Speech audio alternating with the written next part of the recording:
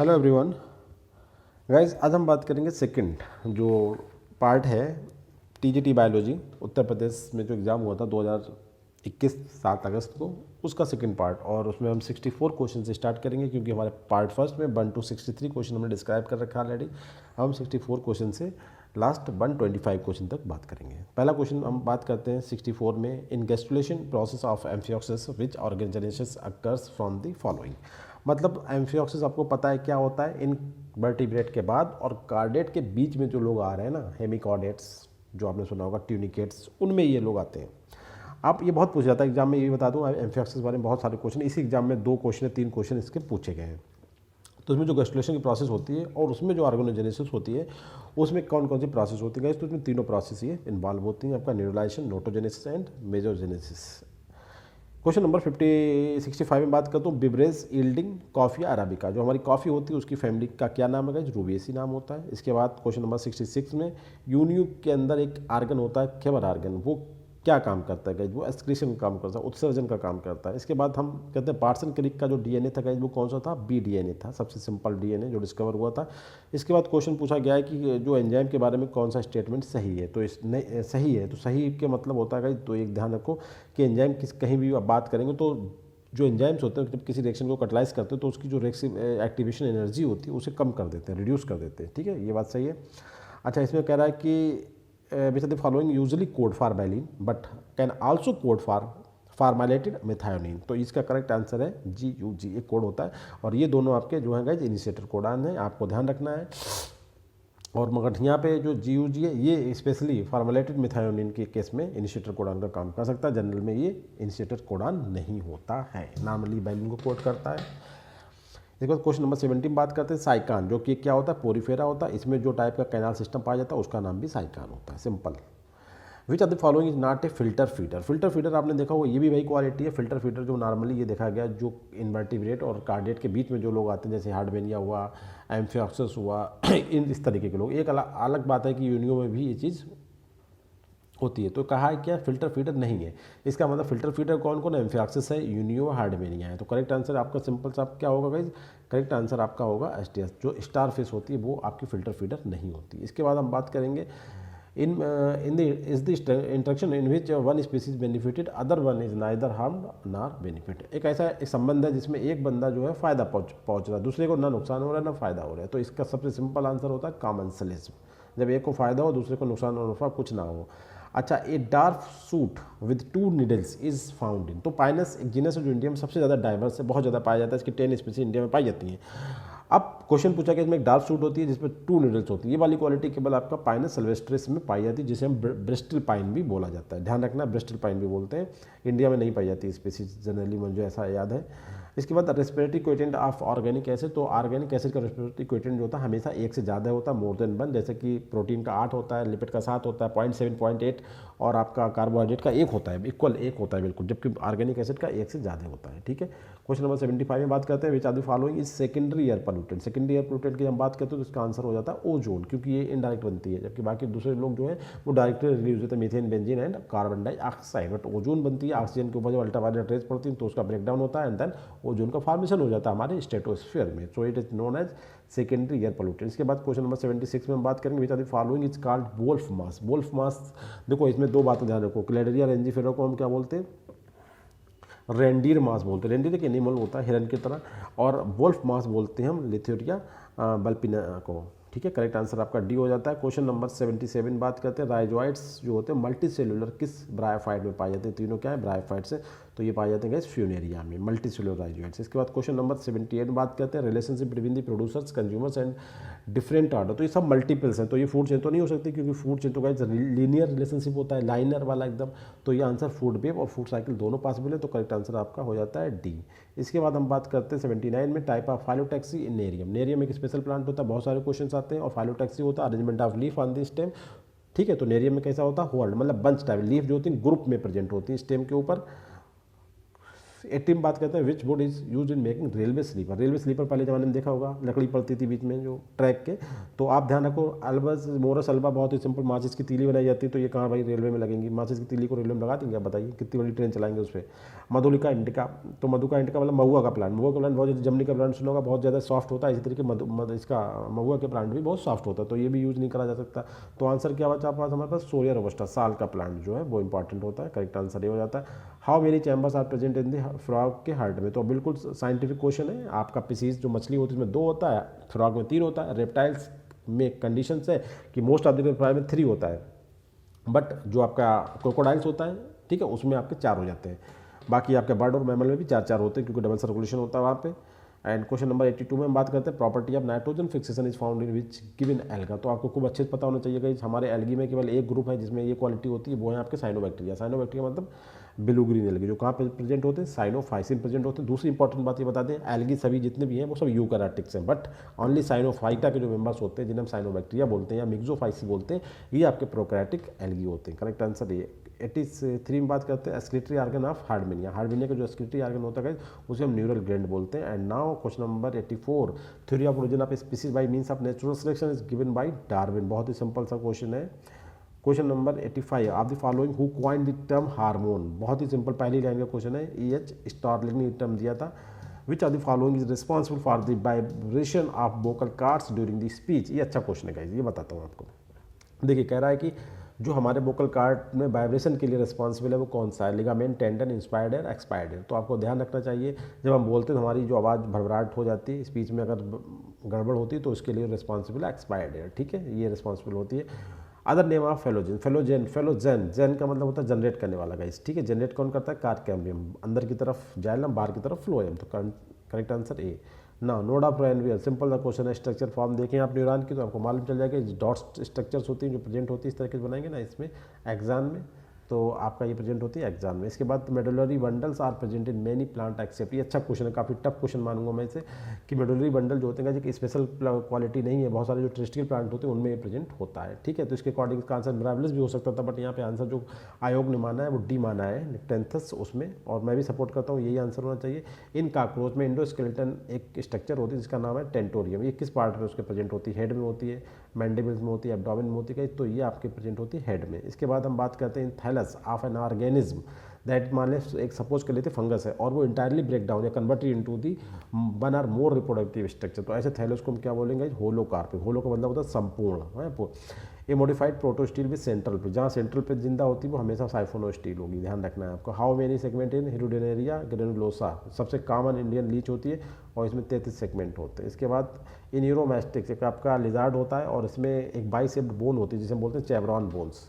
Is found in which vertebra, किस vertebra में पाया जाता है, तो ये आपके कॉर्डल वर्टिब्रा में पाया जाता है। इसके बाद क्वेश्चन नंबर 95 में which are the following is an example of analogy. Analogy का मतलब होता है फंक्शनल सिमिलरिटी, जब फंक्शन में सिमिलरिटी हो, जैसे आपने देखा होगा शकरकंद और आलू, मतलब आलू शकरकंद जी तो नाम लिखा है, इन दोनों का काम क्या है, जो प्लांट का फूड मटेरियल को स्टोर करते हैं, रिजर्व करते हैं, तो इनका क्या functional similarity, that is means यही आंसर होगा आपका sweet potato and potato.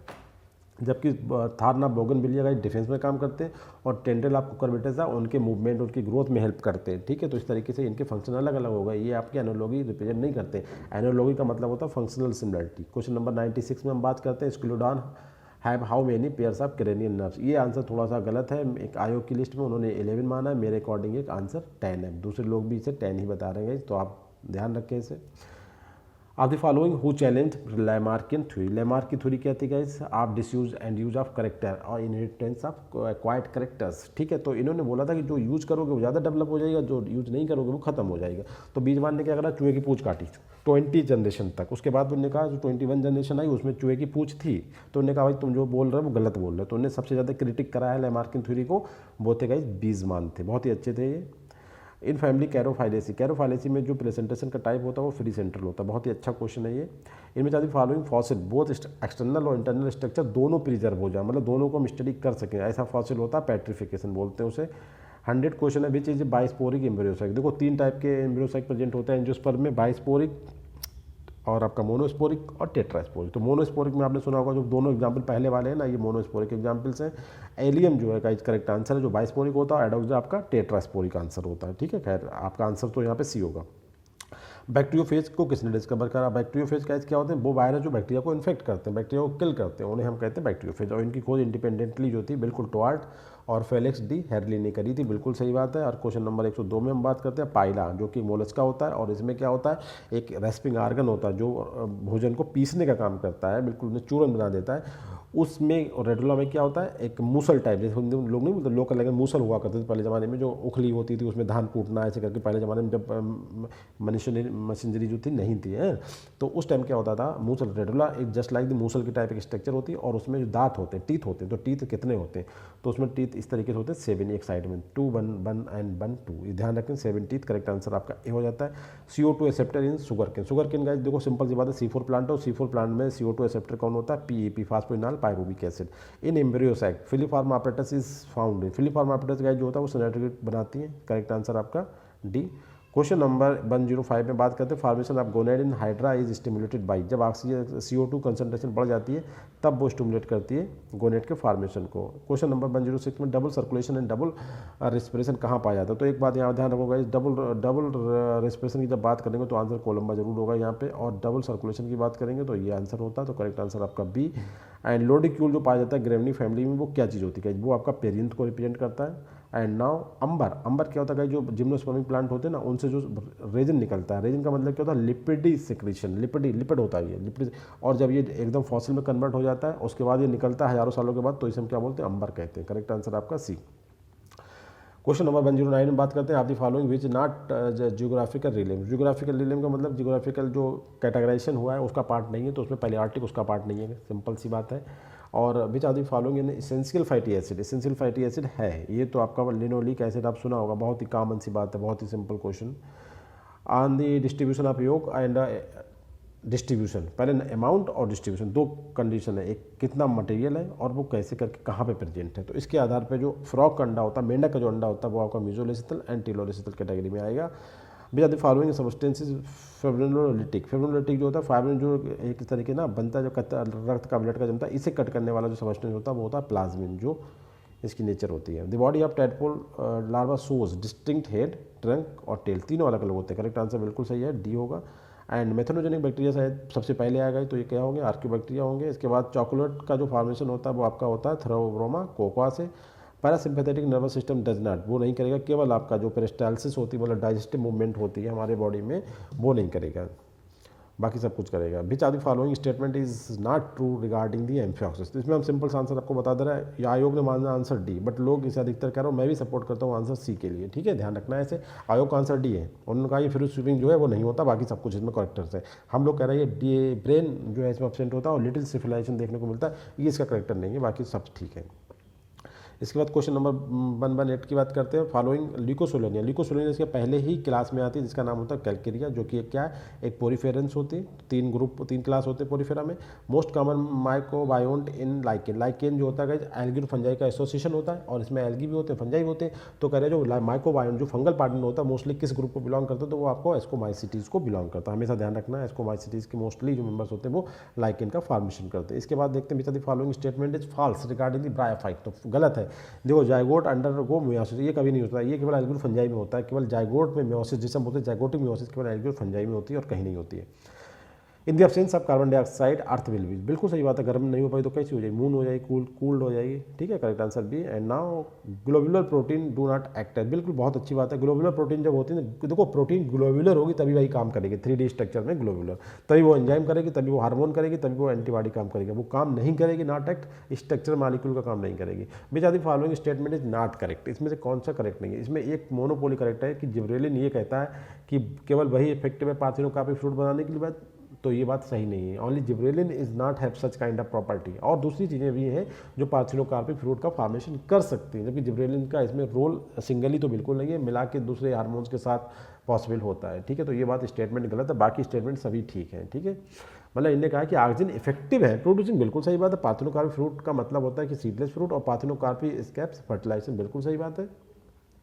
Incubation period in the चिक, तो ये बहुत कॉमन क्वेश्चन है, 1000 बार पूछा जा चुका है, बहुत सारी कंपटीशन पूछा जाता है, हर साल पूछा जाता है, मुझे तो ऐसा लगता है क्वेश्चन, हाँ रेजियोलॉजी जहाँ पे आता है वहाँ पे क्वेश्चन प्रेजेंट होता है।